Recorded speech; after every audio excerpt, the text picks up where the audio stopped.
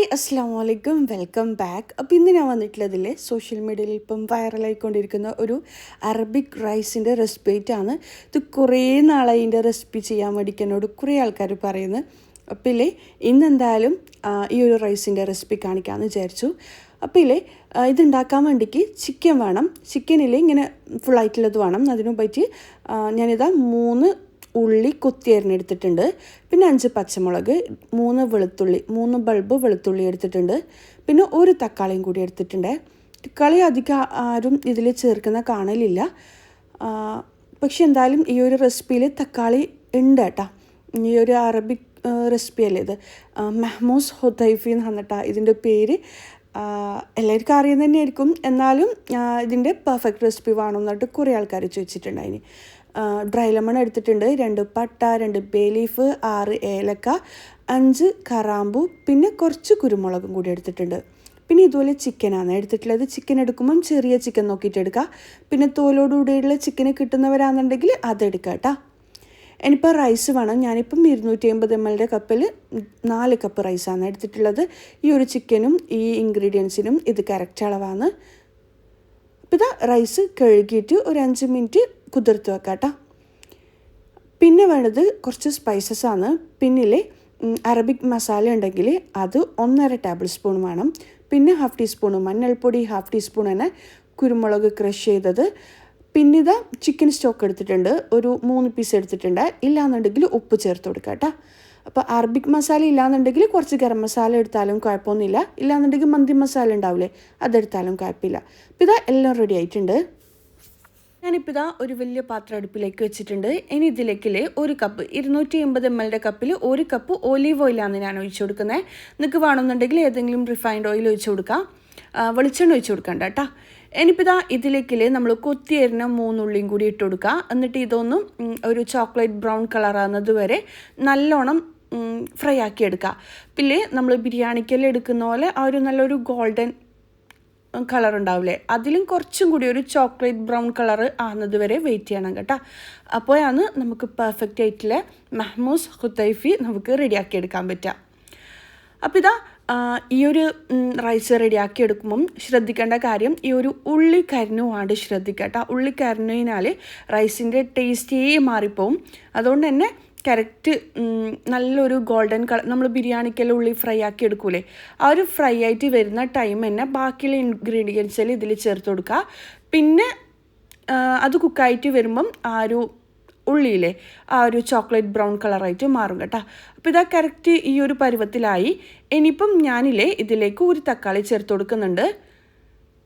അപ്പോൾ ഇതിൻ്റെ ഇടയിൽ തന്നെ ആ ഒരു ഉള്ളി ഒന്നും കൂടി കളർ ചേഞ്ച് ആയിട്ട് വരും കേട്ടോ. കാര്യം നല്ലോണം കളർ ചേഞ്ച് ആയി കഴിഞ്ഞിട്ട് നമ്മൾ എല്ലാ ഐറ്റംസ് ഇട്ട് കൊടുത്തു കഴിഞ്ഞാൽ ഉള്ളി കരിഞ്ഞു പോകാൻ ചാൻസ് ഉണ്ട്. അതുകൊണ്ട് തന്നെ ഈ ഒരു കളറായി കഴിഞ്ഞാൽ ബാക്കിയുള്ള ഐറ്റംസെല്ലാം ഇട്ട് കൊടുക്കാം. ഇനിയിപ്പോൾ ഇതാ ഞാൻ ഡ്രൈ ലെമണും ബേ ലീഫും കാര്യങ്ങളെല്ലാം ഇട്ട് കൊടുത്തിട്ടുണ്ട്. നേരത്തെ ഇൻഗ്രീഡിയൻസ് പറഞ്ഞിട്ടുണ്ട്. 5 പച്ചമുളക് ഇട്ട് കൊടുക്കുക.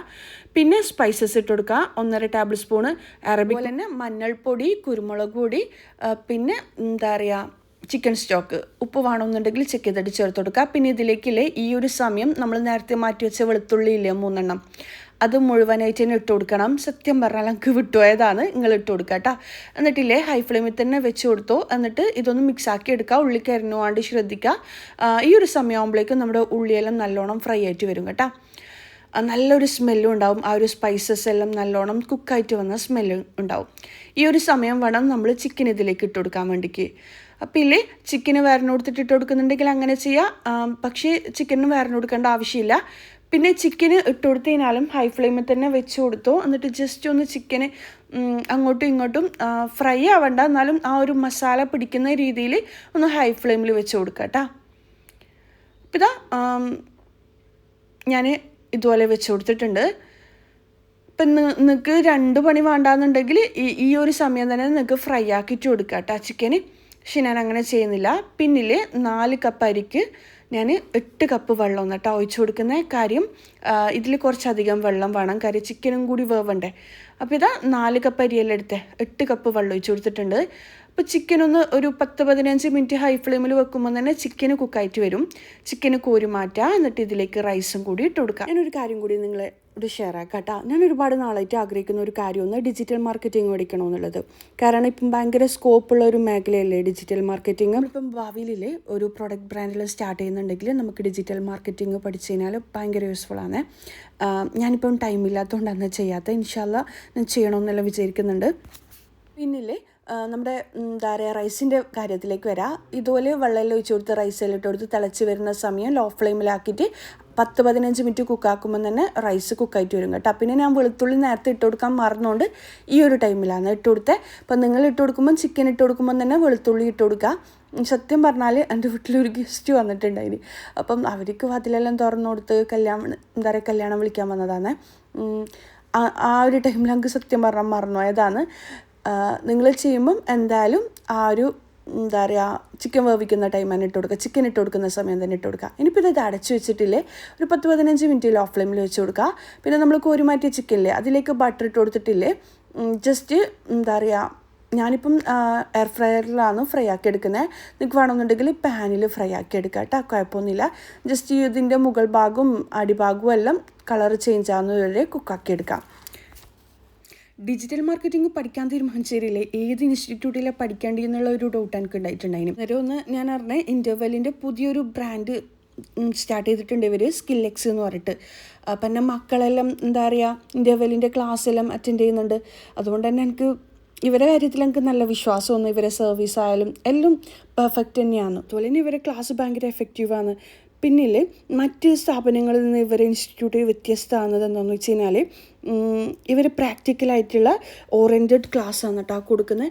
കാര്യം നമുക്കിപ്പോൾ ഒരു ബിസിനസ്സിൽ ഉണ്ടെങ്കിൽ അതെങ്ങനെ റൺ ചെയ്യാം, ബിൽഡ് ചെയ്യാം എല്ലാം ഇവർ പ്രാക്ടിക്കലായിട്ട് തന്നെ പഠിപ്പിച്ചു കൊടുക്കുന്നുണ്ട്. ഇപ്പം നമുക്കൊരു ബിസിനസ് ഇല്ലയെന്നുണ്ടെങ്കിലും നമുക്ക് എന്തെങ്കിലും കുറച്ച് പ്രോഡക്റ്റ് എടുത്തിട്ട് അതെങ്ങനെ സർവീസ് ചെയ്യുക, അതെങ്ങനെ മാർക്കറ്റ് ചെയ്യുക, സോഷ്യൽ മീഡിയ അതങ്ങനെ ഉഷാറാക്കുക, അങ്ങനത്തെ കാര്യങ്ങളെല്ലാം ഇവർ പ്രാക്ടിക്കലായിട്ട് തന്നെ പഠിപ്പിച്ചു കൊടുക്കുന്നുണ്ട്.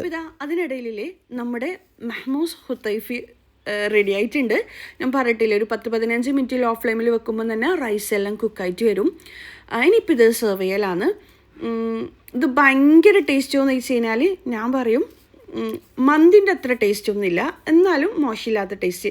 ഇപ്പം അറബിക് റൈസെല്ലാം ഇഷ്ടപ്പെടുന്നവരാണെന്നുണ്ടെങ്കിലും മന്തി മജ്ബൂസ് അങ്ങനത്തെ ഐറ്റംസ് എല്ലാം ഇഷ്ടപ്പെടുന്നവരാണെന്നുണ്ടെങ്കിൽ എനിക്ക് എന്തായാലും ഇഷ്ടമാവും. പക്ഷേ ഇത് ട്രെൻഡിങ് റെസിപ്പി ആയതുകൊണ്ട് തന്നെ ഇതിൻ്റെ റെസിപ്പി ചെയ്യാൻ വേണ്ടിയിട്ട് കുറേ ആൾക്കാർ എന്നോട് ചോദിച്ചിട്ടുണ്ടായിനി. അപ്പോൾ ഇല്ലേ നിങ്ങൾ എന്തായാലും ഉണ്ടാക്കി നോക്കാം. പിന്നെ ഉള്ളി ഞാൻ നേരത്തെ പറഞ്ഞ പോലെ കരിഞ്ഞു വയ്ക്കഴിഞ്ഞാൽ ടേസ്റ്റേ ഉണ്ടാവില്ല. ഞാൻ നേരത്തെ കുക്ക് ചെയ്ത പോലെ അതുപോലെ കുക്കാക്കി എടുക്കാം കേട്ടോ. പിന്നെ ഡിജിറ്റൽ മാർക്കറ്റിംഗ് പഠിക്കാൻ അധികം ആൾക്കാർക്കും തടസ്സമായിട്ട് തോന്നുന്നത് വന്നു കഴിഞ്ഞാൽ ഡിജിറ്റൽ മാർക്കറ്റിങ്ങിന് സ്കോപ്പ് ഉണ്ടാവും എന്നല്ലേ. പക്ഷേ ഇല്ലേ ഇവർ എയോടുകൂടിയാണ് ഡിജിറ്റൽ മാർക്കറ്റിംഗ് പഠിപ്പിക്കുന്നത്. അങ്ങനെയുള്ളവർക്ക് സ്കോപ്പ് ഉണ്ട് കേട്ടോ. 60ഓളം ടൂൾസുകൾ ഇവർ പഠിപ്പിക്കുന്നുണ്ട്. ഇവർ ഏറ്റവും വലിയ അട്രാക്റ്റീവ് ആയിട്ടുള്ള കാര്യം എന്താണെന്ന് വെച്ച് കഴിഞ്ഞാൽ ഇൻ്റർവെല്ലിലെ 70ഓളം കൺട്രീസിൽ ഇവരുടെ ട്യൂഷൻസ് കൊടുക്കുന്നുണ്ട്. അതുകൊണ്ട് തന്നെ ഈ 70ഓളം കൺട്രീസിലും എങ്ങനെ ഇത് മാർക്കറ്റ് ചെയ്യാന്നുള്ള കാര്യമെല്ലാം ഇവർ പഠിപ്പിക്കുന്നുണ്ട്. നമുക്കിപ്പോൾ ഒരു പ്രൊഡക്റ്റ് ഉണ്ടെങ്കിലേ വ്യത്യസ്ത കൺട്രീസുകളിൽ അതെങ്ങനെയാണ് മാർക്കറ്റ് ചെയ്യാന്നുള്ള കാര്യങ്ങളെല്ലാം ഇവരെ മെൻറ്റേഴ്സ് നല്ല വൃത്തിക്ക് തന്നെ പഠിപ്പിച്ചു തരും. അതുപോലെ തന്നെ 4 മാസത്തെ കോഴ്സാണ് കേട്ടോ ഇത് വരുന്നത്. കോഴ്സ് കഴിഞ്ഞ് കഴിഞ്ഞാൽ ഇൻ്റർനാഷണൽ സർട്ടിഫിക്കറ്റ് ഇവർ പ്രൊവൈഡ് ചെയ്യുന്നുണ്ട്. അതുപോലെ തന്നെ ഇവരുടെ അരീക്കോട് ഓഫ്ലൈനായിട്ട് പഠിക്കണമെന്നുള്ളവർക്ക് പോയിട്ടും പഠിക്കാം കേട്ടോ. പക്ഷേ ഓൺലൈനായിട്ട് തന്നെ ഈസി ആയിട്ട് പഠിക്കാൻ പറ്റും. ഇപ്പോൾ ഒരു ഡിജിറ്റൽ മാർക്കറ്റിംഗ് വഴി നിങ്ങളെ കരിയറെല്ലാം ബിൽഡ് ചെയ്യണമെന്ന് ആഗ്രഹിക്കുന്നവരാണെന്നുണ്ടെങ്കിൽ ഞാൻ താഴെ ഡിസ്ക്രിപ്ഷൻ ബോക്സിൽ ഇവരുടെ ഫുൾ ഡീറ്റെയിൽസ് കൊടുക്കുക, നിങ്ങൾ ചെക്ക് ചെയ്തോ. ഇനിയിപ്പോൾ നമ്മുടെ മെഹ്മൂസ് ഹുത്തൈഫിൻ്റെ കാര്യത്തിലേക്ക് വരാം. ഞാനില്ലേ ബട്ടറെല്ലാം പറ്റി കൊടുത്തിട്ട് എയർ ഫ്രയറിൽ കുക്കാക്കാൻ വെച്ചിട്ടുണ്ടായിനി. ഓവണും എയർ ഫ്രയറോ ഒന്നും ഇല്ലാന്നുണ്ടെങ്കിലും നമുക്ക് പാനിലായാലും ഇത് ഫ്രൈ ആക്കി എടുക്കാം കേട്ടോ. പിന്നെ ഈ വെളുത്തുള്ളി ഇങ്ങനെ ചതച്ചിട്ട് ഉടച്ചിട്ട് വേണം ഇത് കഴിക്കാൻ വേണ്ടിക്ക്. എൻ്റെ വെളുത്തുള്ളി അത്ര വെന്തിട്ടില്ല, കാര്യം ഞാൻ പറഞ്ഞിട്ടില്ലേ ഞാൻ ആദ്യം തന്നെ ഇട്ട് കൊടുത്തിട്ടില്ല. നിങ്ങൾ ഇട്ട് കൊടുക്കുമ്പോൾ അങ്ങനെ ഇട്ട് കൊടുക്കുക. ഈ ഒരു വെളുത്തുള്ളി ഇങ്ങനെ ഉടച്ചിട്ട് കഴിക്കുമ്പോൾ ഒന്ന് ഭയങ്കര ടേസ്റ്റ് എന്ന് പറയാം. അപ്പം അടിപൊളി ഐറ്റം തന്നെയാണ്. പക്ഷേ ഭയങ്കര ടേസ്റ്റ് എന്നൊന്നും ഞാൻ പറയൂല, മന്തിൻ്റെ അത്ര ടേസ്റ്റ് എന്നൊന്നും ഞാൻ പറയൂല. പക്ഷേ മന്തിയെല്ലാം ഉണ്ടാക്കുന്നവരാണെന്നുണ്ടെങ്കിൽ ഒരു വെറൈറ്റി ടേസ്റ്റിന് വേണ്ടിക്ക് ഇതുണ്ടാക്കി നോക്കിക്കോ. പാർട്ടിയിലെല്ലാം ഒരു വ്യത്യസ്ത ടേസ്റ്റുള്ള ഒരു ഐറ്റം തന്നെയാണ്. എനിക്ക് ഭയങ്കരമായിട്ട് ഇഷ്ടമായിട്ടൊന്നുമില്ല, നോർമൽ ടേസ്റ്റാണ് കേട്ടോ. അപ്പം ചോദിച്ചവർ ഹാപ്പിയായെന്ന് വിചാരിക്കുന്നു, റെസിപ്പി ചോദിച്ചവർ ഹാപ്പിയായെന്ന് വിചാരിക്കുന്നു. നിങ്ങൾ ഉണ്ടാക്കി നോക്കാം. ഒരിക്കലും ഉണ്ടാക്കി കഴിക്കാൻ പറ്റിയ ഒരു ഐറ്റം തന്നെയാണ്. ഓരോരോ അറബിക് റൈസ് ഇങ്ങനെ നമ്മൾ കഴിക്കാത്ത രുചികൾ കഴിക്കാൻ എനിക്കും ഇഷ്ടം തന്നെയാണ്. ഉണ്ടാക്കി നോക്കും ഞാൻ അങ്ങനത്തെ ഐറ്റംസ് എല്ലാം. അപ്പോൾ അതുപോലെ ഇഷ്ടപ്പെടുന്നവരാണെങ്കിൽ എന്തായാലും ഉണ്ടാക്കി നോക്കിക്കോ. അപ്പോൾ ഇന്നത്തെ വീഡിയോ ഇത്രയേ ഉള്ളൂ.